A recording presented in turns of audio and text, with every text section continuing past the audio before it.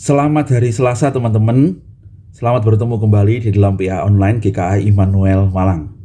Hari ini kita akan meneruskan PA kita dengan membahas dari Kisah Para Rasul pasal yang ke-8 ayat yang ke-26 sampai ke-40. Sida-sida dari tanah Ethiopia. Kemudian berkatalah seorang malaikat Tuhan kepada Filipus, katanya, "Bangunlah dan berangkatlah ke sebelah selatan, menurut jalan yang turun dari Yerusalem ke Gaza. Jalan itu jalan yang sunyi." Lalu berangkatlah Filipus. Adalah seorang Ethiopia, seorang sida-sida, pembesar dan kepala perbendaharaan Sri Kandake, ratu negeri Ethiopia, yang pergi ke Yerusalem untuk beribadah. Sekarang orang itu sedang dalam perjalanan pulang dan duduk dalam keretanya sambil membaca kitab Nabi Yesaya.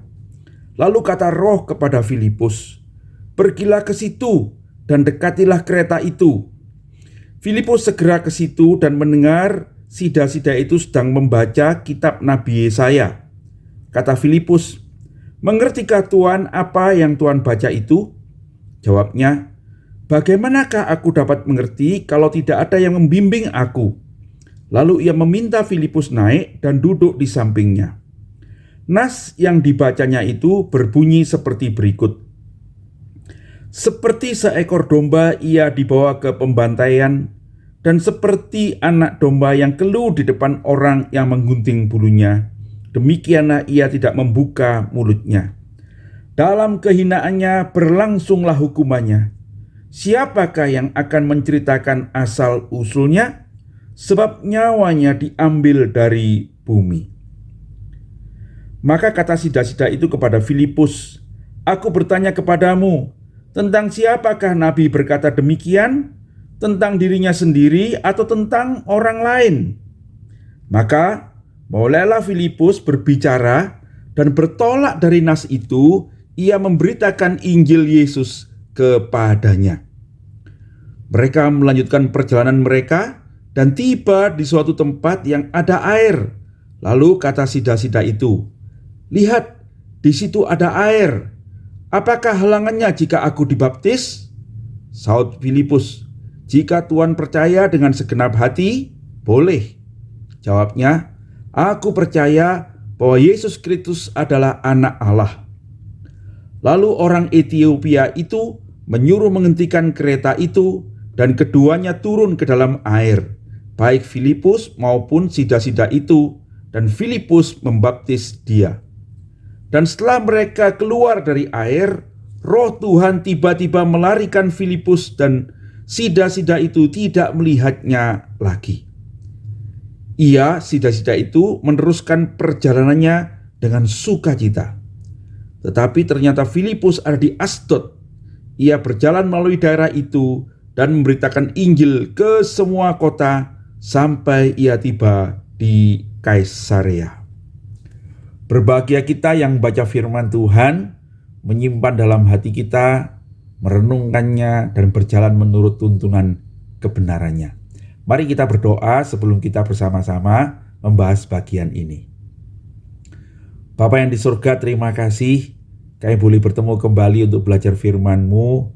Urapilah kami dengan kuasa Roh-Mu, buatlah kami mengerti kebenarannya, dan tuntunlah kami untuk berjalan di dalam kebenaran itu. Engkaulah penuntun kami, Engkaulah juru selamat dan penolong kami. Ya Tuhan, tuntunlah kami di jalan yang benar. Lebih banyak daripada yang bisa dikatakan manusia, kiranya Engkau, ya Roh Kudus, yang berkata-kata dalam setiap hati kami, yang baca dan merenungkan firman Tuhan ini. Dalam nama Yesus Kristus, kami berdoa dan mohon tuntunan Tuhan. Amin. Nah, saudara-saudara, pada PA kali ini kita kembali bertemu dengan Filipus, ya. Yang kemarin sudah kita bahas, Tuhan menuntun dia untuk memberitakan Injil di Samaria, ya. Setelah dia memberitakan Injil di Samaria itu, dikatakan malaikat Tuhan berkata pada Filipus, "Bangunlah dan berangkatlah ke sebelah selatan menuju jalan yang turun dari Yerusalem ke Gaza." Ya, Yerusalem memang terletak di sebelah selatan Samaria ya, dan Filipus diutus ke sana. Kalau melihat kondisinya itu cukup jauh perjalanan itu ya. Ya, dikatakan jalan itu adalah jalan yang sunyi. Ya, artinya tempat itu tidak banyak yang lalu lalang begitu ya. Tetapi Filipus dengan taat pergi ke jalan itu. Dan firman Tuhan menceritakan ketika Filipus jalan ke situ, sesungguhnya ada seorang Etiopia ya yang sedang dalam perjalanan pulang dari Yerusalem menuju ke negaranya. Di mana Ethiopia itu, saudara-saudara? Ethiopia itu di sebelah selatan Mesir ya. Kalau dalam bahasa Alkitab itu tanah Kus, dan itu jauh dari Yerusalem ya. Bahkan tanah Kus ini boleh dibilang merupakan waktu itu penginjilan yang paling jauh yang bisa dianggap sebagai ujung bumi ya. Sehingga mungkin ini adalah cara Lukas mencatat bagaimana Injil itu diberitakan di Yerusalem, lalu ke Yudea, lalu ke Samaria, dan kemudian langsung ada cerita untuk memberitakan kepada seorang sida-sida dari tanah Ethiopia di Afrika, yang waktu itu merupakan jangkauan terjauh yang ada di dalam pemerintahan Romawi itu ya. Nah, saudara-saudara, orang Ethiopia yang datang ke Yerusalem itu dikatakan oleh firman Tuhan adalah seorang pejabat negara ya. Dia adalah kepala perbendaharaan dari Sri Kandake, Ratu Ethiopia ya. Dan karena itu dia seorang yang kaya ya. Dikatakan dia ke situ naik kereta gitu ya. Waktu zaman itu sangat sedikit orang yang bisa naik kereta. Harus orang yang sangat kaya dan bahkan seorang yang punya kedudukan. Bukan cuma itu aja, dia bisa membaca kitab Nabi Yesaya yang dibawanya sendiri. Saudara, kita mesti menyadari di abad pertama itu semua kitab itu ditulis ya, bukan dicetak. Jadi untuk punya satu kitab itu pasti memerlukan orang yang menulis dengan sangat teliti, dan kalau itu Alkitab maka itu harganya mahal sekali. Sebab seperti kita tahu ya, kalau orang menulis Alkitab tuh ketemu kata Yahweh, dia harus berhenti dulu ya. Kemudian dia berdoa, mencuci tangannya, mencuci kuasnya, baru menulis kata YHWH itu. Kemudian dia meneruskan. Nanti ketemu kata itu, berhenti dulu. Nah ya, jadi betul-betul waktunya lama. Berikutnya yang menulis adalah seorang ahli kitab, dan waktu itu tidak banyak, sehingga tentu biayanya sangat mahal. Nah, orang ini punya kitabnya sendiri, kitab Nabi Yesaya. Ya, ini menunjukkan dia adalah orang yang bukan cuma berpengaruh, tapi orang yang kaya ya, orang yang kaya. Nah, dan dia adalah seorang yang menganut agama Yahudi. Entah bagaimana caranya dia menjadi seorang yang menganut agama Yahudi dan dia datang ke Yerusalem. Nah, saudara-saudara, tetapi sayangnya orang yang hebat ini adalah seorang sida-sida, seorang kasim ya, yang pada waktu itu secara tradisi, barangkali sampai sekarang, kasim itu dikebiri, saudara-saudara ya, dikebiri ya. Jadi orang ini sebenarnya tidak boleh masuk ke dalam rumah Tuhan. Tuhan melarang orang yang dikebiri itu untuk beribadah dalam rumah Tuhan ya. Nah, tetapi saudara-saudara, bisa enggak orang ini menjadi percaya Tuhan? Bisa. Karena di dalam kitab Nabi Yesaya ayat pasal 56 ayat 4-6 itu Tuhan menjanjikan kepada orang-orang yang dikebiri itu, tetapi mereka itu mencintai rumah Tuhan, Dia akan membuat nama mereka dicantumkan di rumah Tuhan. Nah, nampaknya orang ini punya kitab Nabi Yesaya dan dia memutuskan untuk percaya kepada Tuhan. Dia pergi ke Yerusalem untuk beribadah. Nah, saudara-saudara, kepada orang inilah sesungguhnya Filipus itu diutus ya. Dikatakan di ayat yang ke-29, Roh itu berkata kepada Filipus, "Pergilah ke situ dan dekatilah kereta itu."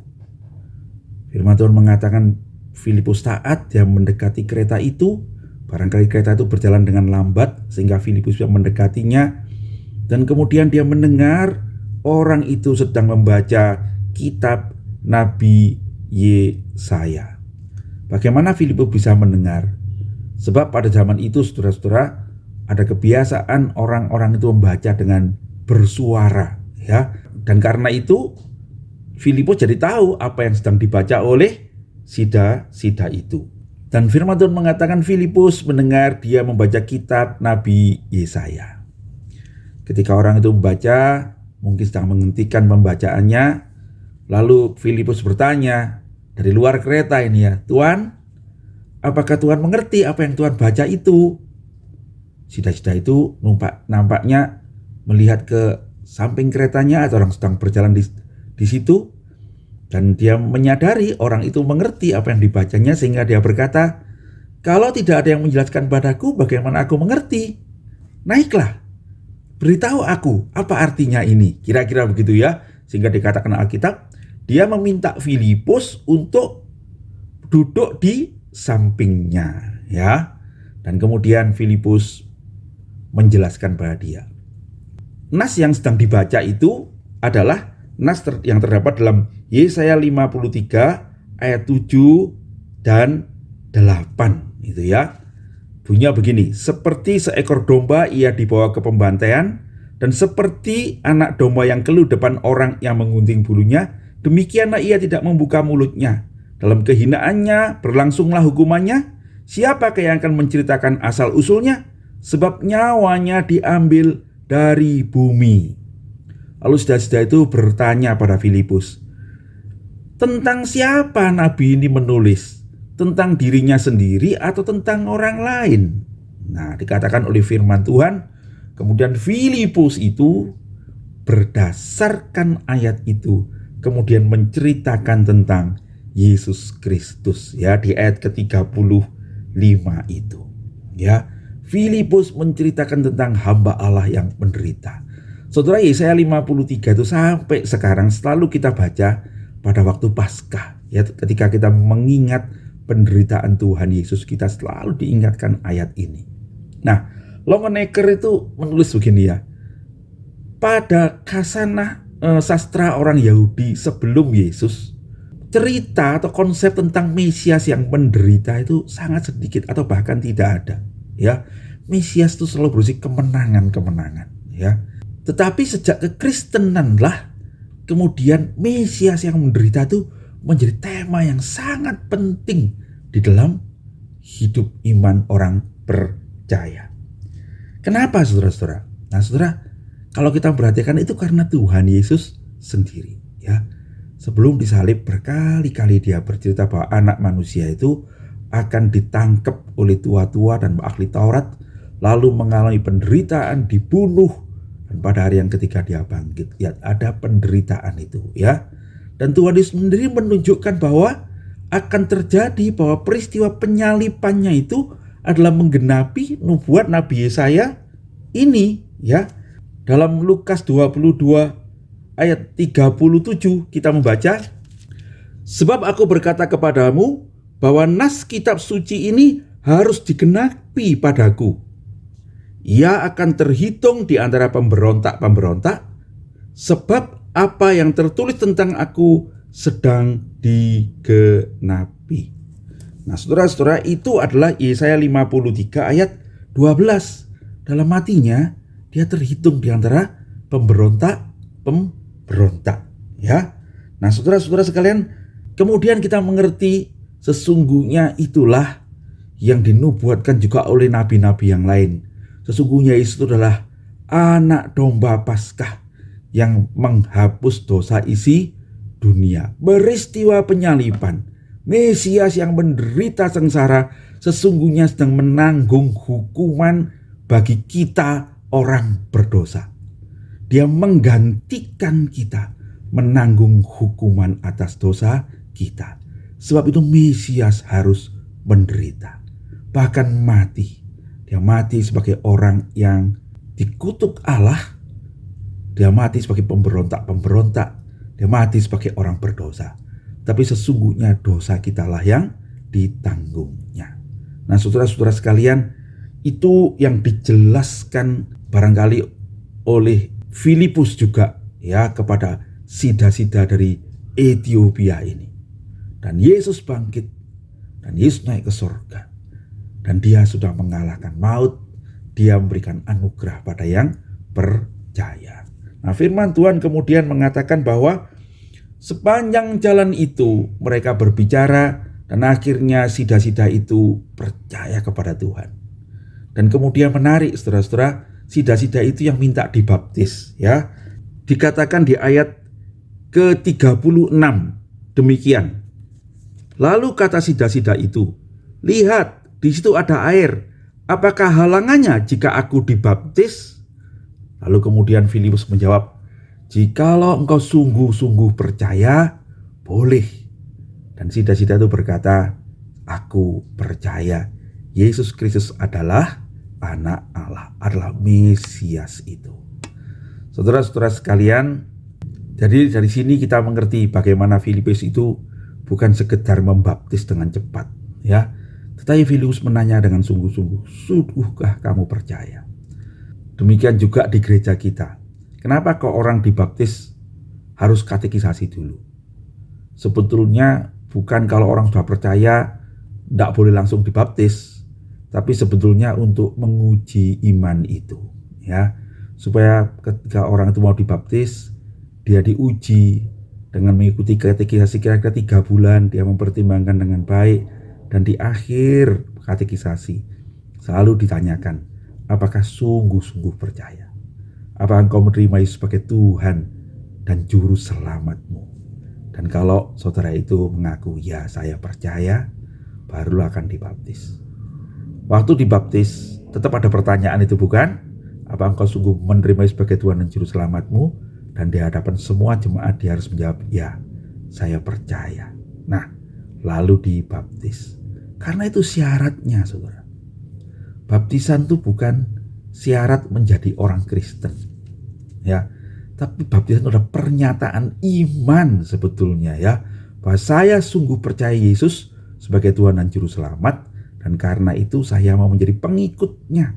Dan itulah tandanya dengan dibaptis, masuk menjadi umat Allah ya. Itu dilakukan oleh Filipus ya. Filipus turun bersama dengan sida-sida itu, dan kemudian dia membaptiskannya. Dan setelah dia dibaptis, mereka keluar, mereka bersuka cita.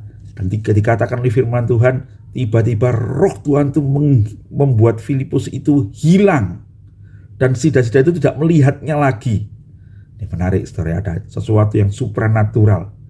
Tetapi yang menarik, sida-sida itu bukannya sedih, tetapi dia dikatakan pulanglah dengan sukacita ya. Saudara-saudara, kita tidak lagi menemukan cerita tentang sida-sida itu ya. Tetapi pada abad kedua ada seorang bapak gereja yang bernama Irenaeus berkata, di Ethiopia itu ada kebangunan rohani, ada orang-orang Kristen, dan dia berkata, sida-sida dari Ethiopia itulah yang menjadi misionari bagi Ethiopia, bagi Afrika. Injil diberitakan sampai ke ujung bumi. Bagaimana dengan Filipus? Filipus dikatakan dia ada di Asdod ya, dan dia terus memberitakan Injil ke utara, ke Kaisarea. Dan nanti di pasal 21 dicatat, satu kali Paulus mengunjungi Filipus, 20 tahun kemudian Filipus itu menjadi penginjil di Kaisarea, tetap memberitakan Injil bersama dengan 4 orang putrinya. Dan Lukas menyebutnya sebagai pemberita Injil itu, sang penginjil. Sampai pada masa tuanya, bersama keluarganya, Filipus memberitakan Injil. Nah, saudara-saudara, apa yang bisa kita pelajari dari bagian yang kita bahas pada hari ini? Yang pertama, saya mau mengajak saudara merenungkan kebenaran ini ya. Setelah penebusan Kristus, setelah Roh Kudus turun, maka Injil itu sungguh-sungguh diberitakan dan menjadi keselamatan bukan hanya bagi segala bangsa, tapi juga bagi segala kaum. Semua orang berdosa, termasuk seorang yang dikebiri ini, ya. Di dalam Ulangan 23 ayat 1 dikatakan, orang yang dikebiri janganlah masuk dalam jemaat Tuhan. Nah, tapi saudara-saudara, kalau kita membaca dalam Yesaya 56 ayat 4 dan 5 dikatakan begini. Sebab beginilah firman Tuhan kepada orang-orang kebiri yang memelihara hari-hari Sabatku dan yang memilih apa yang ku kehendaki dan yang berpegang kepada perjanjianku.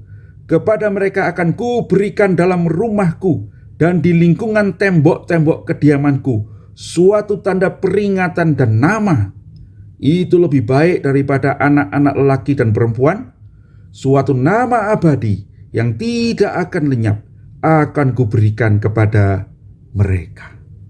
Nah, saudara-saudara, orang-orang yang dikebiri itu katanya boleh masuk rumah Tuhan dan bahkan mempunyai nama yang diabadikan di dalam dinding rumah Tuhan. Keselamatan masuk dalam umat Tuhan. Apakah ini kontradiksi? Apakah ini bertentangan? Tidak, saudara-saudara ya.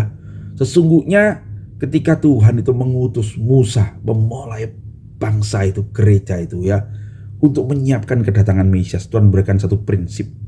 Orang yang cacat itu tidak layak jadi umatku. Ya, itu prinsip keadilan Allah, kekudusan Allah. Nah, tapi kalau kita membaca Yesaya 56, itu setelah Yesaya 53 dan seterusnya itu adalah peristiwa tentang kedatangan Mesias, juru selamat. Pada hari-hari itu katanya ya, orang-orang dikebiri akan diterima di dalam rumah Tuhan. Saudara, itulah kasih karunia. Apa yang menjadi penyatu antara kekudusan Allah dan kasih Allah itu? Itulah Yesus Kristus Tuhan kita. Di salib itu kekudusan Allah dan kasih Allah bertemu. Di salib itu Tuhan menguduskan orang-orang yang tidak kudus itu, mengampuni dosa mereka, memulihkan mereka sehingga mereka bisa menerima kasih Allah di dalam nama Yesus. Setelah Roh Kudus turun, saudara-saudara, pemberitaan Injil itu kemudian diberitakan bagi segala bangsa, segala kaum. Hari ini itulah yang harus gereja beritakan juga. Gereja harus belajar bahwa kita memberitakan Injil pada orang-orang berdosa, orang-orang yang lemah, supaya mereka percaya pada Tuhan Yesus Kristus, dan di dalam Yesus Kristuslah kelemahan-kelemahan mereka, dosa-dosa mereka diampuni. Dan orang yang dahulu bukan umat, yang dahulu kafir, diterima menjadi umat Allah. Yang dahulu dimurkai, dikasihi Allah. Yang dulu binasa, sekarang beroleh hidup yang kekal di dalam Yesus Kristus Tuhan kita. Itulah Injil. Itulah yang diberitakan Filipus kepada sida-sida Ethiopia. Itu juga yang mesti kita beritakan sebagai gereja. Yang kedua, saudara-saudara, kita belajar tentang ketaatan untuk memberitakan Injil. Saudara-saudara, Filipus dicatat dalam pasal 8 ini memberitakan Injil pada orang Samaria. Begitu banyak orang bertobat. Kita mendengar cerita itu ketika ada Simon juga bertobat itu ya. Tetapi pada gilirannya Filipus itu disuruh pergi ke jalan yang sepi, bertemu dengan satu orang saja dan melakukan penginjilan pribadi pada seorang sida-sida dari Ethiopia. Saudara-saudara, kita mengerti itulah kasih Allah. Bukan cuma mengasihi sekelompok orang, memang segala bangsa, tetapi dia mengasihi pribadi-pribadi. Dan karena itu kita pun harus menginjili pribadi-pribadi, satu orang kepada satu orang. Saudara, kita dipanggil untuk melakukan itu. Efektifkah? Efektif, saudara-saudara ya. Kita tahu kemudian mengerti bahwa sida-sida itu kemudian menjadi misionari bagi Ethiopia, bagi Afrika. Banyak orang percaya oleh keselamatan dari satu orang. Saudara-saudara, pernah ada cerita yang saya dengar, betul ya. Seorang penginjil di Inggris keliru memperhatikan jam kebaktian, sehingga ketika dia datang kebaktian itu belum mulai atau mungkin sudah selesai, tidak ada jemaat, ya. Tetapi dia tahu ada seorang anak yang memutar organ gereja itu sedang di situ menemani dia karena dia mau memutar organ gereja waktu ibadah itu, ya. Dan dia memutuskan untuk tetap berkhotbah, memberitakan Injil pada anak ini. Anak ini bertobat. Dia kemudian menjadi seorang misioneri besar yang bawa keselamatan bagi banyak orang, ya. Kalau tidak salah, saudara-saudara, kalau saya tidak salah ingat, mungkin bisa salah. Itu kalau tidak salah David Livingstone, ya. Nah, saudara-saudara, kita mengerti hal seperti ini. Beritakanlah Injil. Mungkin saudara punya seorang cucu, seorang anak, seorang sahabat, seorang saudara, orang tua kita. Beritakanlah Injil. Dan kalau dia diselamatkan, Tuhan bisa memakai dia mengerjakan pekerjaan yang besar. Dan kau akan menerima upahmu yang kekal di sorga nanti. Apa yang mesti kita lakukan? Kita mesti taat pada perintah Roh Kudus. Filipus itu disuruh pergi jalan sunyi, dia taat. Dia disuruh mendekati kereta itu. Mungkin tidak gampang, saudara, karena itu dia kawal pasti. Tapi dia melakukannya juga. Dan ketika dia diminta untuk memberitakan Injil, dia memberitakan Injil. Filipus dibawa pergi kemana-mana oleh Roh. Dan dia menjadi sang pemberita Injil itu. Ya, di dalam ketaatan pada gerakan Allah. Mari saudara-saudara, kalau kita mengalami sesuatu dalam hidup kita, kita percaya pada itu. Ya, percaya pada gerakan Allah. Dan mari kita taat. Tuhan kiranya menuntun kita sekalian. Yang terakhir, saudara-saudara, kita memperhatikan dalam cerita ini bahwa Tuhan tuh menyiapkan hati orang untuk mendengar Injil. Filipus disuruh pergi ke jalan yang sunyi, jalan turun dari Yerusalem ke Gaza itu. Katanya di situ ada seorang sida-sida Ethiopia yang sedang membaca kitab Nabi Yesaya.